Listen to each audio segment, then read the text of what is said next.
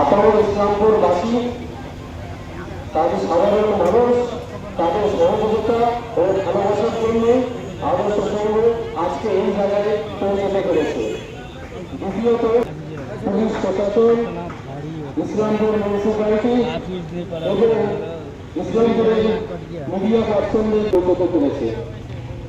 শুধু আমরা বড় পুজোই করে থাকি না, আপনারা সবাই জানেন আগামী দিনগুলোতে প্রায় 700 লোকের বাড়িতে গিয়ে গিয়ে রেশন পৌঁছে দিয়েছি।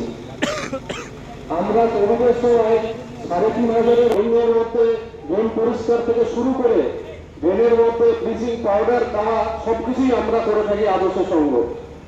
শুধু এখানে খেলাধুলার মধ্যেও আছে। এবারও আমরা সেমিফাইনালে ফাইনাল পর্যন্ত গেছিলাম খেলাধুলাতে, ফুটবলে। আমরা এখানে ব্লাড ডোনেশন ক্যাম্পও করেছি।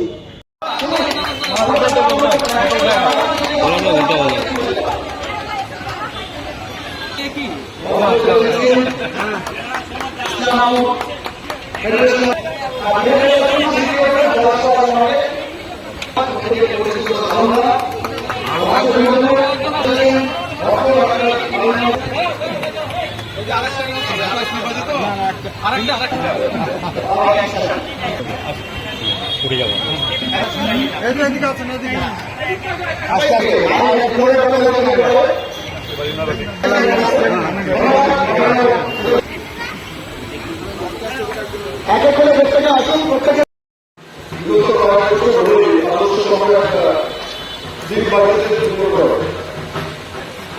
এবার হচ্ছে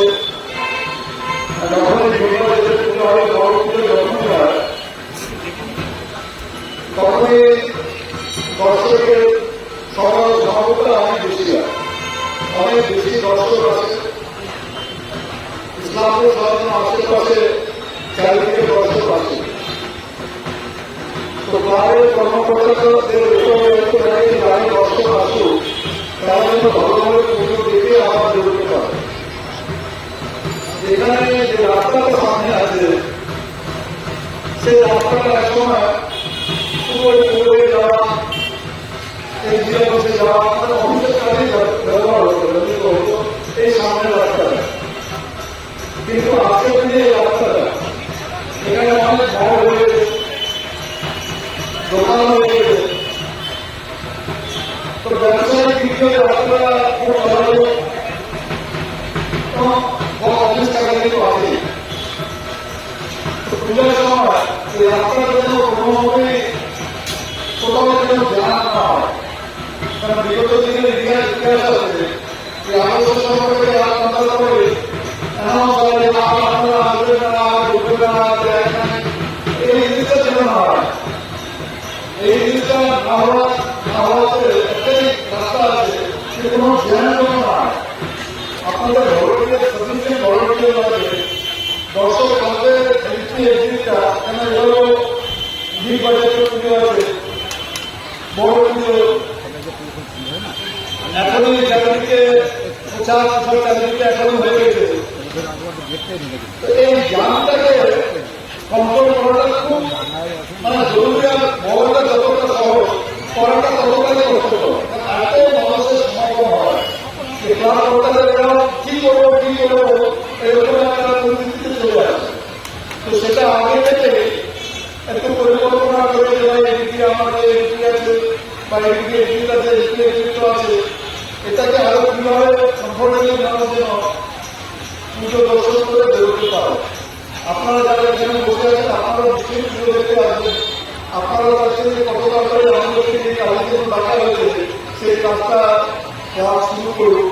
আদর্শ সংখ্যা সামাজিক কার্য করে, পাশাপাশি সাংস্কৃতিক অনুষ্ঠান, বড় বড় অনুষ্ঠান করে। তাই এখানে যারা পৃষ্ঠপোষক আছে তারা সবার বেশিরভাগ সফল আছে। সেখানে ব্যাপারটা অসুবিধা হয় না। এখানে ডাক্তার আছে, কাপড়, সবার তো একরকম পরিস্থিতি নেই। আপনারা এখান থেকে আপনারা আজকে ক্লাবের পক্ষ থেকে আপনাদেরকে নতুন শাড়ি দেওয়া হবে। আরো বিভিন্ন জায়গায় এরকম সামাজিক অনুষ্ঠান করে।